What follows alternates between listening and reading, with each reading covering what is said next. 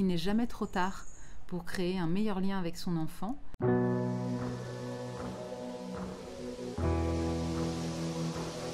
Et c'est ce lien qui permet vraiment de vivre une famille qui est épanouissante.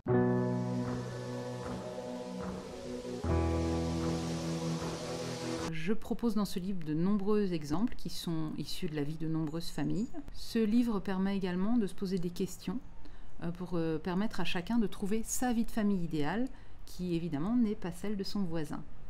La parentalité positive, comme certains l'appellent, n'est vraiment pas une injonction à la perfection, mais c'est plutôt une recherche active de solutions respectueuses pour tous.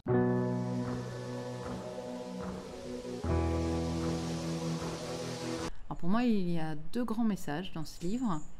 Le premier, c'est vraiment que les parents doivent sortir de la spirale de la perfection et accepter d'être imparfaits, de faire des erreurs, de tâtonner.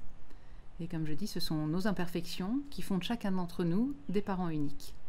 Et le second message, c'est que tout parent, vraiment, peut arriver à une parentalité dite positive, simplement en étant guidé par l'amour qu'il a pour ses enfants et l'envie de construire une famille heureuse au sein de laquelle chaque membre de la famille se sent respecté.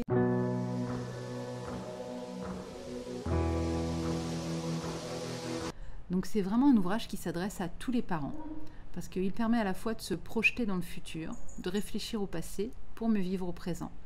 Donc les parents de tout petits sont concernés, les parents d'enfants un peu plus grands, ainsi que les parents d'adolescents, voire même de jeunes adultes. Car même si ça peut être difficile, réparer le lien n'a vraiment pas de prix. On reste des parents pour toute sa vie, et chaque âge apporte son lot d'interrogations, voire de difficultés. Ce livre s'adresse également aux parents qui se sentent épuisés, incompétents, peut-être même nuls parfois, et qui ont l'impression de passer à côté de leur vie de famille et de leur parentalité. Ces parents trouveront vraiment dans ce livre beaucoup de bienveillance et ils en ressortiront, je l'espère, rassurés. En lisant ce livre, les parents peuvent vraiment voir qu'ils ne sont pas les seuls à passer par ces phases difficiles.